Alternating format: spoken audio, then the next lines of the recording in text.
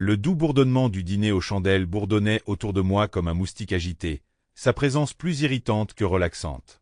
Je jetai un coup d'œil par-dessus la table pour observer Rachel, ma femme depuis 6 ans, picorer son saumon grillé à la fourchette. Elle ne le mangeait pas vraiment, cependant. Elle était concentrée sur son téléphone, son pouce glissant vers le haut avec une précision méthodique. « Pourrions-nous au moins profiter d'un repas sans ton téléphone ?» demandai-je d'une voix posée. Elle leva les yeux, surprise, comme une enfant surprise à manger des bonbons avant le dîner. Ses lèvres s'entr'ouvrirent légèrement, comme pour s'excuser. Mais au lieu de cela, elle hocha brièvement la tête et posa le téléphone face contre terre sur la table. L'espace d'un instant, je me persuadai que sa complaisance était sincère. J'aurais voulu lui faire confiance. Mais le petit sourire narquois qui se dessinait au coin de ses lèvres me dictait le contraire. Tandis que je sirotais mon vin, mon regard se reporta sur l'appareil incriminé. Je n'ai pas pu m'empêcher de remarquer que l'écran scintillait légèrement à chaque nouvelle notification. Puis une autre. Et encore une autre. La main de Rachel s'approcha du téléphone, ses doigts effleurant son bord comme une bouée de sauvetage qu'elle ne pouvait se résoudre à perdre. Je ne suis pas né de la dernière pluie. Depuis des mois, je sentais que quelque chose clochait. Les nuits blanches au travail, les messages cryptiques qu'elle effaçait à la hâte dès mon arrivée, sa façon d'éviter l'intimité comme si c'était une corvée. J'avais choisi le déni, car la vérité me ferait trop mal. Mais ce soir, c'était différent. Ce soir, j'ai décidé d'affronter la vérité. « Vas-y », ai-je dit en désignant le téléphone. Elle a hésité, puis a décroché, ses yeux se posant nerveusement sur les miens avant de déverrouiller l'écran. Elle a essayé d'éloigner le téléphone de moi, mais c'était trop tard. Par-dessus le bord de mon verre, j'ai aperçu un nom, Evan. Ma poitrine se serra lorsqu'elle commença à taper, ses pouces bougeant rapidement. Mon regard la transperça, mais elle ne sembla pas s'en apercevoir ni s'en soucier. « Qui est Evan ?»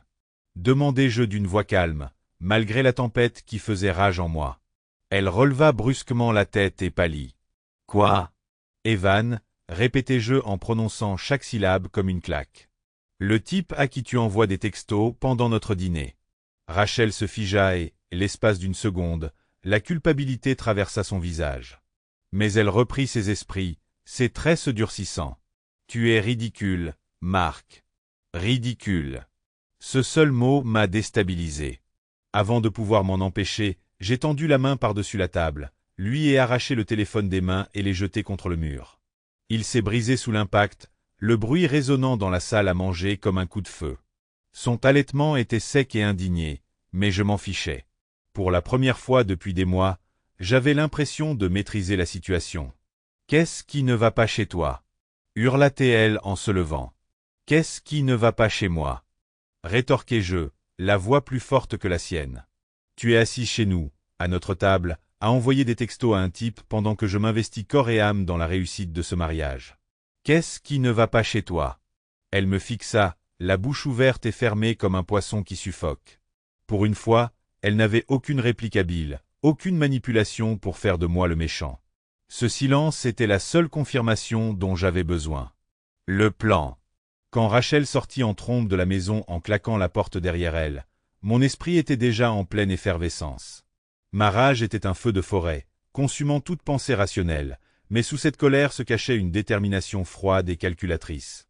Je ne laisserai pas sa trahison me détruire. Non, je la détruirai en premier. Le lendemain matin, j'ai appelé le bureau et j'ai passé la journée à recueillir des informations.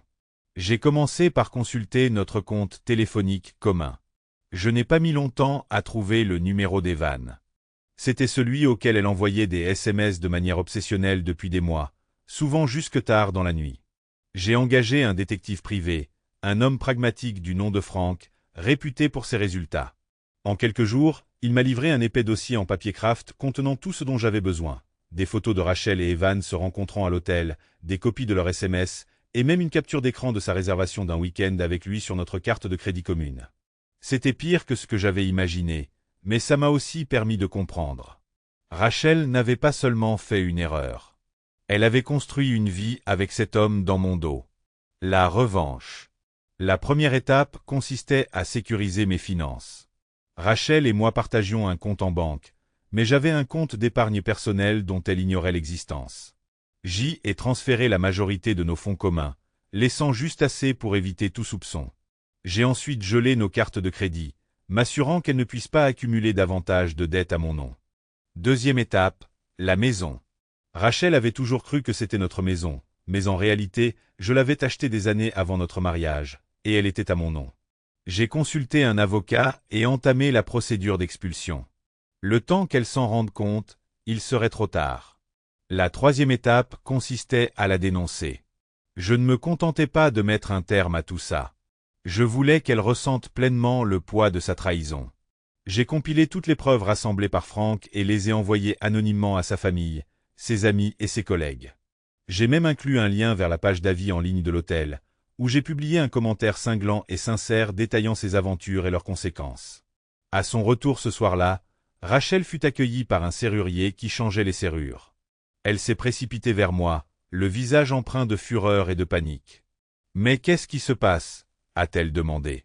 Je lui ai tendu une enveloppe Kraft contenant les papiers du divorce, ainsi que des copies des preuves que j'avais rassemblées. Ses yeux parcoururent les documents, son visage pâlissant à chaque seconde qui passait. « Tu crois que tu peux me mettre dehors ?» siffla-t-elle. « C'est aussi chez moi. »« Non, » dis-je froidement. « C'est chez moi. Et tu as abusé de ton droit de cité. » Elle a essayé de discuter, de pleurer, de manipuler pour revenir, mais je n'ai pas cédé. À la fin de la semaine, elle était partie. Le coup de grâce. Evan n'en est pas sorti indemne non plus. J'ai contacté son employeur, une petite start-up technologique, et lui ai envoyé un courriel poli détaillant son comportement, avec l'horodatage de son rendez-vous avec Rachel pendant ses heures de travail. Quelques jours plus tard, il était licencié. La vie de Rachel s'est rapidement effondrée. Sans emploi, sans logement et sans soutien, elle a été contrainte d'emménager chez un cousin éloigné qui vivait à des heures de là. Son cercle social, autrefois rempli d'amis communs, s'est dissous du jour au lendemain. Et moi, j'ai prospéré. Un nouveau départ. Les premières semaines après le départ de Rachel furent étrangement calmes, mais l'absence de sa toxicité était libératrice. Je me suis concentré sur la reconstruction de ma vie, canalisant mon énergie vers le travail, les loisirs et renouant avec les amis que j'avais négligés pendant notre mariage. Un soir, assis sur la véranda avec un verre de vin, regardant le soleil disparaître à l'horizon, j'ai ressenti une paix que je n'avais pas ressentie depuis des années. Rachel avait essayé de me briser, mais au final, elle n'a fait que me rendre plus forte. Et cela, je l'ai réalisé, était la plus douce des vengeances.